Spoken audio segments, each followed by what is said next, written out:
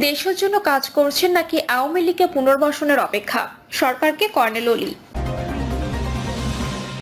জানাবো কোন পথে এগোতে চায় বিএনপি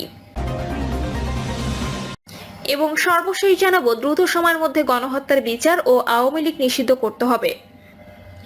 শুনছিলেন সংবাদ শিরোনাম, এবারে বিস্তারিত। দেশের জন্য কাজ করছেন নাকি আওয়ামী লীগকে পুনর্বাসনের অপেক্ষা, সরকারকে কর্নেল ওলি। অন্তর্বর্তী সরকারকে উদ্দেশ্য করে লিবারেল ডেমোক্রেটিক পার্টির সভাপতি ডক্টর কর্নেল ওলি আহমদ বীর বিক্রম বলেছেন, আপনারা প্রায় 9 মাস ক্ষমতায় আছেন, মনে হচ্ছে ক্ষমতা ভোগ করছেন। জনগণের সমস্যা নিরসনে উল্লেখযোগ্য কোনো উদ্যোগ দৃশ্যমান নেই। 5ই আগস্টের পর স্বৈরাচারের গুন্ডাদের কর্মকাণ্ডের বিরুদ্ধে জনগণ যে মামলাগুলো করেছে, অভিযোগ দাখিল করেছে, স্বরাষ্ট্র মন্ত্রণালয় এখনো পর্যন্ত উক্ত মামলাগুলোর সুষ্ঠু তদন্তের মাধ্যমে দৃশ্যত কারো বিরুদ্ধে চার্জশিট দাখিল পর্যন্ত করে নাই। আপনারা কি দেশের জন্য কাজ করছেন নাকি আওয়ামী লীগকে পুনর্বাসন করার জন্য অপেক্ষা করছেন? কিছু কিছু জায়গায় ছাত্রলীগ ও যুবলীগ মাথাচাড়া দিয়ে উঠছে। উল্লেখ করে এলডিপির সভাপতি বলেন, আমাদেরকে ভারতের দালালের ভূমিকা অবতীর্ণ হওয়া উচিত হবে না। আওয়ামী লীগকে পুনর্বাসনের দায়িত্ব নেওয়া সঠিক হবে না। আমি এখানে সাবধান ও হুঁশিয়ারি করে বলতে চাই, দেশ রক্তপাতের দিকে এগোচ্ছে। হয়তো আপনাদেরকেও কাঠগড়ায় দাঁড় করানো হবে। পাপ কিন্তু বাপকেও ছাড়ে না। সুতরাং সময় থাকতে সঠিক পদক্ষেপ নেন। জনগণকে শান্তিতে স্বস্তিতে বসবাস করতে দিন। শুধু মিষ্টি কথায় ভাষণ দিয়ে দেশ চালানো যাবে না। এসব দিয়ে জনগণের সমস্যার সমাধান হবে না। বর্তমানে সমাজের কি অবস্থা তা উপদেষ্টাদের জানা উচিত। জানিয়ে কর্নেল ওলি বলেন, অনেকে অবৈধ টাকার কাছে নিজেকে বিক্রি করে দিয়েছে, বিভিন্ন তদবিরের জন্য সারাদিন সচিবালয়ে সময় কাটাচ্ছে, রাজনীতিকে ব্যবসা হিসেবে গ্রহণ করেছে, অবৈধভাবে লক্ষ লক্ষ টাকা উপার্জন করছে, নিজেদের জন্য আলিশান অফিস ভাড়া নিচ্ছে। এই অবস্থায় জনগণ চুপ থাকলে দেশের সর্বনাশ হয়ে যাবে। জনগণকে এলডিপিতে যোগ দেওয়ার আহ্বান জানিয়ে তিনি আরো বলেন, অনেকে ফেরেশতার মতো কথা বলে, শয়তানের মতো ধোঁকা দেয়। তাদের কাজ ও কর্মের মধ্যে মিল নাই। এক এক সময় এক এক ধরনের বক্তব্য দিয়ে জনগণকে বিভ্রান্ত করছে। জনগণকে ভালো ও মন্দের মধ্যে পার্থক্য বুঝতে হবে, সঠিক দলে যোগদান করতে হবে, সঠিক পার্টি ও ব্যক্তিকে ভোট দিয়ে নির্বাচিত করতে হবে। অন্যথায় এই সুযোগ হাতছাড়া হয়ে গেলে জাতির কপালে দুঃখ আছে। এলডিপি হচ্ছে এই জাতির মুক্তির সনদ, ন্যায় ও সমতা নিশ্চিত করার একটি পার্টি। সঠিক সিদ্ধান্ত নেন, দেশকে রক্ষা করেন। এই ব্যাপারে যুব সমাজকে মুখ্য ভূমিকা পালন করতে হবে। কোন পথে এগোতে চায় বিএনপি?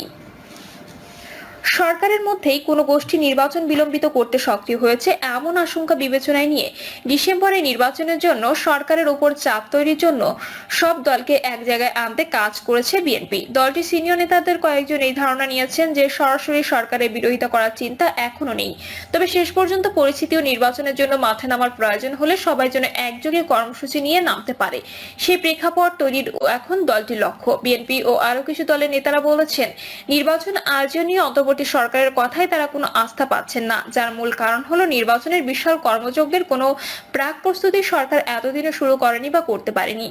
এমন পটভূমিতে সমমনা দলগুলোর সঙ্গে থেকে ধারাবাহিক বৈঠক শুরু করেছে বিএনপি। আগামী 2 সপ্তাহ জুড়ে এসব বৈঠকের পর দলের পক্ষ থেকে নির্বাচন নিয়ে সরকারের উপর চাপ তৈরির জন্য আরো সুনির্দিষ্ট বক্তব্য আসতে পারে বলে জানিয়েছে দলের একাধিক নেতা। বিএনপির স্থায়ী কমিটির সদস্য সালাউদ্দিন আহমেদ বলেন, নির্বাচনকে বিলম্বিত করা কিংবা না করার একটি চেষ্টা দেখা যাচ্ছে। সরকারের মধ্যে একটি গোষ্ঠী এগুলোর সঙ্গে আছে বলে মনে হয়। এই প্রেক্ষাপটে আমরা আমাদের কর্মকৌশল ও কর্মপন্থা নিয়ে সমমনা দলগুলোর সঙ্গে আলোচনা শুরু করেছি। তবে প্রধান উপদেষ্টা অধ্যাপক মোহাম্মদ ইউনূস ডিসেম্বর থেকে জুনের মধ্যে একটি সর্বোত্তম নির্বাচনের প্রস্তুতির কথা আজ আবারও উল্লেখ করেছেন। ঢাকায় এশিয়ান নেটওয়ার্ক ফর ফ্রি ইলেকশনসের একটি প্রতিনিধি তার সঙ্গে সাক্ষাৎ করতে গেলে তিনি এমন মন্তব্য করেছেন। তিনি বলেছেন, আমরা নিশ্চিত করতে চাই যে নির্বাচনটি হবে দেশের ইতিহাসের সেরা এবং দেশের গণতন্ত্রের যাত্রায় মাইল ফলক। তারপরও বিএনপিতে সংশয় কেন? বিএনপি ও সমমনা দলগুলো সবসময় জরুরি সংস্কারের পাশাপাশি নির্বাচনের প্রস্তুতির কথা বলে আসছিল, কিন্তু সরকারের দিক থেকে এতদিন পর্যন্ত সব কার্যক্রম সংস্কার ঘিরে হলেও তাতে কমিশনগুলো প্রতিবেদন ছাড়া আর কোনো অগ্রগতি হয়নি। আবার প্রধান উপদেষ্টা আগামী ডিসেম্বর থেকে জুনের মধ্যে নির্বাচনের কথা বললেও সরকারের দিক থেকে তার কোনো প্রস্তুতির উদ্যোগই নেওয়া হয়নি। এর মধ্যেই সরকার ঘনিষ্ঠ বলে পরিচিত রাজনৈতিক দলের নেতারা আগে সংস্কার পরে নির্বাচন কিংবা সংস্কার ও আওয়ামী লীগের বিচারের পরে নির্বাচন এসব কথা এসেছে। একই সাথে ইউনূস 5 বছর থাকুক এমন যে প্রচারণা সামাজিক মাধ্যমে অনেকের চোখে পড়েছে, তার সাথে সরকারেরই একটি অংশের যোগসূত্র আছে বলে ধারণা করছে বিএনপি নীতি নির্ধারকদের অনেকেই। প্রসঙ্গত, গত কিছুদিন ধরে সামাজিক মাধ্যমে অধ্যাপক মোহাম্মদ ইউনূসকে 5 বছর ক্ষমতায় রাখার পক্ষে প্রচারণা অনেকেরই দৃষ্টিতে এসেছে। এসব ক্যাম্পেইন সরকার সমর্থকদের কোনো অংশের কাজ বলে মনে করছে বিএনপি। একই সাথে কারো কারো মধ্যে ১-১১ এর মতো বিরাজনীতিকরণের একটি চিন্তা দিন দিন ডালপালা মেলছে বলেও মনে করছেন দলটির নেতারা। এমন পরিস্থিতিতে গত ১৬ এপ্রিল প্রধান উপদেষ্টার সাথে সাক্ষাতের পর নিজেদের অসন্তোষের কথা জানিয়েছেন বিএনপি মহাসচিব মির্জা ফখরুল ইসলাম আলমগীর। বৈঠকের সময় তিনি প্রধান উপদেষ্টাকে একটি চিঠি দিয়েছেন, যেখানে ডিসেম্বরের মধ্যে জাতীয় সংসদ নির্বাচনের সুনির্দিষ্ট রোডম্যাপ ঘোষণার মাধ্যমে জনমনে সৃষ্ট বিভ্রান্তির অবসানে প্রধান উপদেষ্টার প্রতি আহ্বান জানানো হয়েছে। দলটির স্থায়ী কমিটির সদস্য সালাউদ্দিন আহমেদ বলছেন, দ্রুত নির্বাচন না করা বা বিলম্বিত করার জন্য কোনো পক্ষে তৎপরতা আমাদের কাছে দৃশ্যমান এবং তাতে সরকারেরও কেউ জড়িত আছে বলে অনেকের কাছে মনে হচ্ছে। সামাজিক মাধ্যমে সেটি দেখা যাচ্ছে। দলের নেতারা যে ধারণা দিচ্ছেন তাতে গত বুধবার প্রধান উপদেষ্টার সাথে ও তার পরদিন জাতীয় ঐক্যমত্য কমিশনের সাথে যে বৈঠক বিএনপির হয়েছে তা দলটির নীতি নির্ধারকদের অনেকটাই ক্ষুব্ধ করেছে কিংবা তাদের মধ্যে অসন্তোষ তৈরি হয়েছে। একই সাথে নির্বাচনের একটি সময় ঘোষণা করে তার জন্য প্রস্তুতি শুরুর জন্য যে রোডম্যাপ বিএনপি চাইছে সেটি এড়ানোর একটি প্রচেষ্টা জোরদার হচ্ছে বলেই তাদের কাছে মনে হয়েছে। কিন্তু কেন এই অনাস্থা জানতে চাইলে সালাউদ্দিন আহমেদ বলেছেন, প্রধান উপদেষ্টা ডিসেম্বর থেকে জুনের মধ্যে নির্বাচনের কথা বলেছেন, কিন্তু এর সময়ের মধ্যে নির্বাচন করার জন্য দিনক্ষণ নির্ধারণ করে প্রস্তুতি নেওয়ার কথা তিনি বলছেন না বা সংশ্লিষ্টদের নির্দেশ দিচ্ছেন না। আমরা এই বিষয়টিতে স্পষ্ট হতে চাই। জানা গেছে বৃহস্পতিবার দলের স্থায়ী কমিটির বৈঠকে এসব বিষয়ে বিস্তারিত আলোচনার পর শেখ হাসিনা বিরোধী আন্দোলনে সক্রিয় ছিল এমন সব দলকে নির্বাচন নিয়ে এক জায়গায় নিয়ে আসার প্রক্রিয়া শুরু হয়। দলটি চিন্তা হলো নির্বাচনের দাবিতে রাস্তায় নামতে হলে সরকারের পক্ষে যেন কোনো দল অবস্থান না নেয়। একই সাথে যুগপৎ আন্দোলনের কর্মসূচি শেষ পর্যন্ত ঘোষণা হলে তাতে যেন সবাই সক্রিয় হয়ে অংশ নেয় সেটি নিশ্চিত করা। বিএনপির সাথে দীর্ঘদিন ধরে যুগপৎ আন্দোলন করেছে নাগরিক ঐক্য। দলটির সভাপতি মাহমুদুর রহমান মান্না বলেছেন, কাউকে যদি দীর্ঘ সময় ক্ষমতায় থাকতে হয় সেজন্য তো নির্বাচন দরকার। নির্বাচন ছাড়া তো ক্ষমতায় থাকার সুযোগ নেই।